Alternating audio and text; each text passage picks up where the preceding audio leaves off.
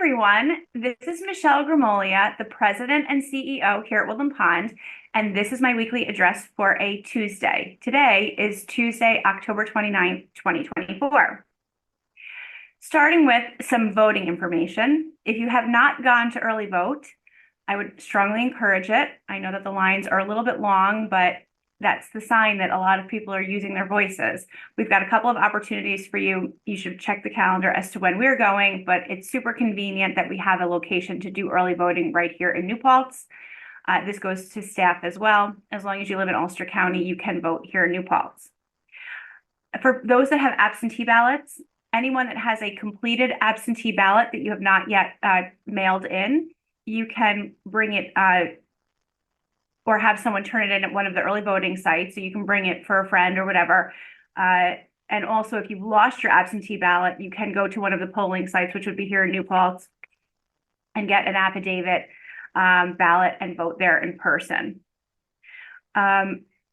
Maintenance has misplaced a flashlight. I don't have a description of the flashlight, but if you happen to find a random flashlight that does not belong to you, if it's in your apartment or your cottage, or you find it in a common area, if you could just let concierge know and hand that over to them, that would be appreciated. I want to talk for a minute about storage cages and a couple of the frequently asked questions that have come up.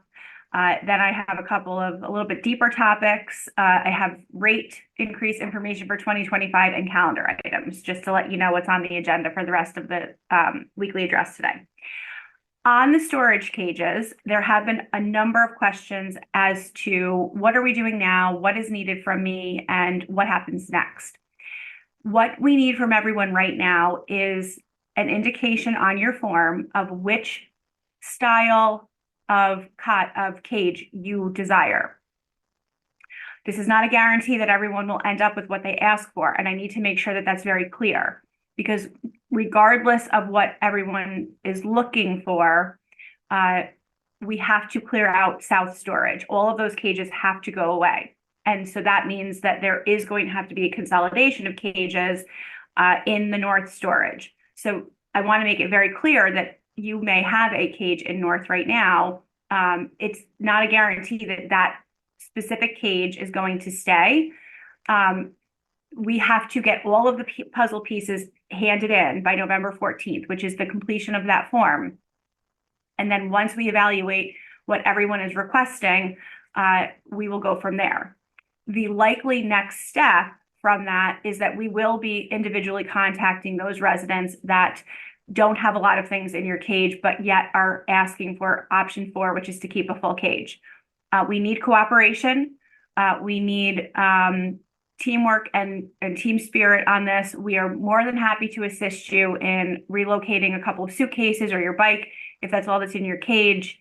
But we're really going to need to work together. So it's really being mindful of, is what is in my storage cage really necessary for me to keep, and downsizing first or relocating things first, and then figuring out what's left that I need to store. And then we will revisit those forms.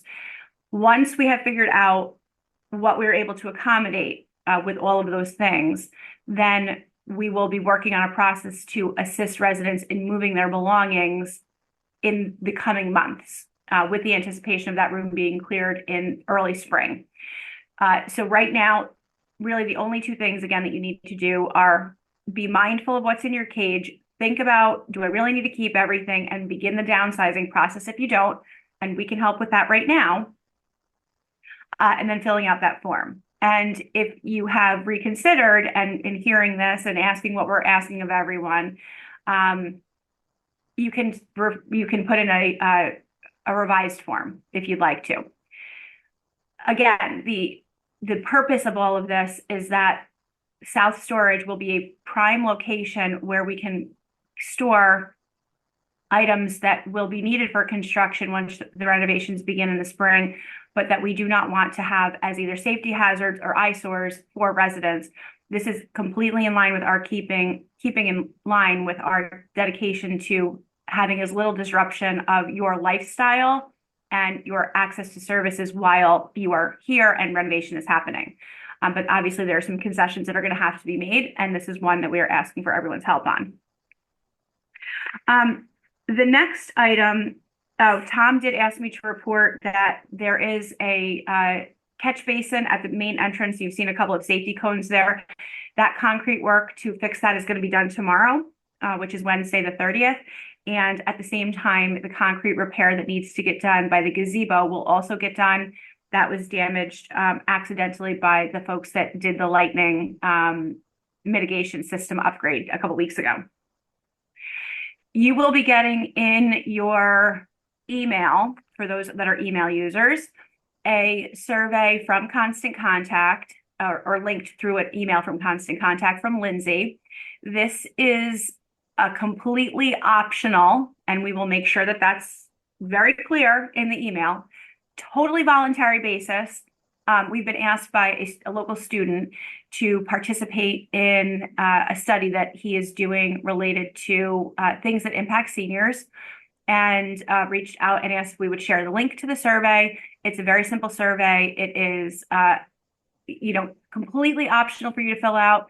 This is just a local student that's doing a piece. He's a journalism student doing a piece on things that affect seniors, and he's trying to collect some raw data. So again, completely optional. We will make sure that that's clear. This is not affiliated with Woodland Pond, but this is a local student that has reached out, and we agreed to share the email link for the survey. Yesterday, we had a very good, in my opinion, interfaith committee meeting. And I'd like to thank those committee members for inviting me. It was time I thought very well spent. And we were discussing a specific issue that has had a resolution, and that will go to the Residents' Council. It was something that came up through the Residents' Council. But one of the things that was very poignant throughout the course of the part of the meeting that I was at yesterday, which was about 45 minutes of the meeting, there was a repeated emphasis on the fact that one of the things that makes Woodland Pond so unique and so special is our level of being tolerant and respectful of those that are not the same as us. And I really reflected on it for a long time last night, because I really do think that that is a distinction. We always say that everything that affects the community at large in some way affects Woodland Pond in the same way, so where you've got, differences of opinion on politics, differences of opinion on religion, different types of diets that came up as an example yesterday. Just because someone is not agreeing with your position or your opinion, Woodland Pond has been able to foster an atmosphere of tolerance for differences, particularly ideological or religious differences. And I think that as we look over the next 2 weeks, it's going to be really important to keep in mind that we are a tolerant community, and that is what makes us special. So being mindful of the fact that, after the election, there is inevitably going to be someone and some group of people that are disappointed in the results. And things could become even more heated over the next couple of weeks. And I would just share that though we weren't speaking about politics specifically yesterday at the Interfaith Committee meeting, it was just this reminder of how special that distinction is here at Woodland Pond. And I think it's something that we can be incredibly proud of. I know that the members of the Interfaith Committee that were there yesterday and the guests that had an opportunity to speak, many described that one of the things that they find most fulfilling and heartwarming for them at Woodland Pond is the knowledge that we are a tolerant community of people. And I just wanted to thank again the Interfaith Committee for that opportunity to remind me of how special that is and share that with the group.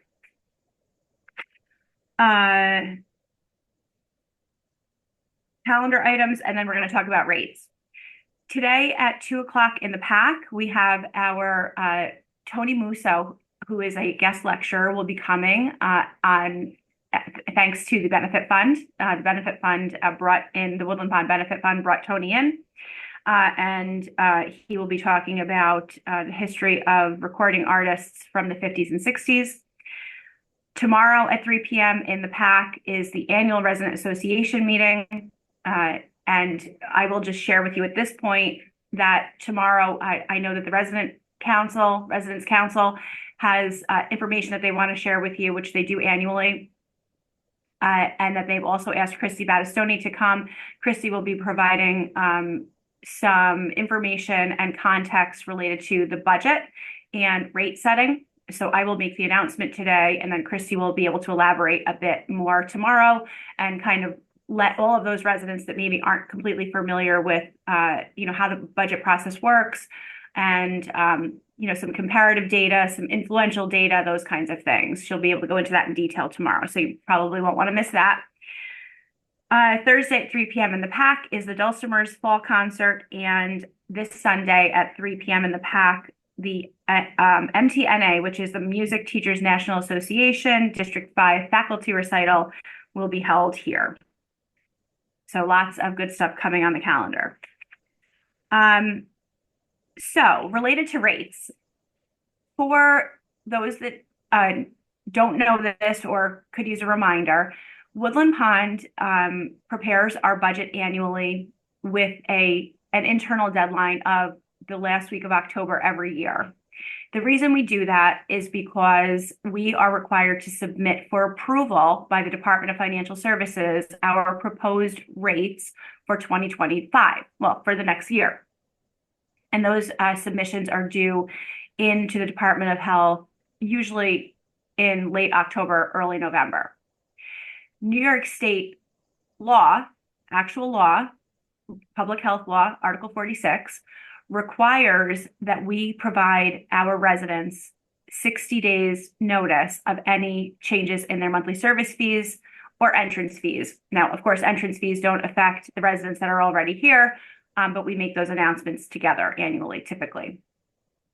So although you will see when you get your rate letters today in your mailboxes that there is a disclaimer on the bottom that they have not yet been approved by the New York State Department of Financial Services, we are telling you what the rates are today so that we are complying with that 60-day notice requirement. Obviously, rates are subject to change if Department of Financial Services has any questions.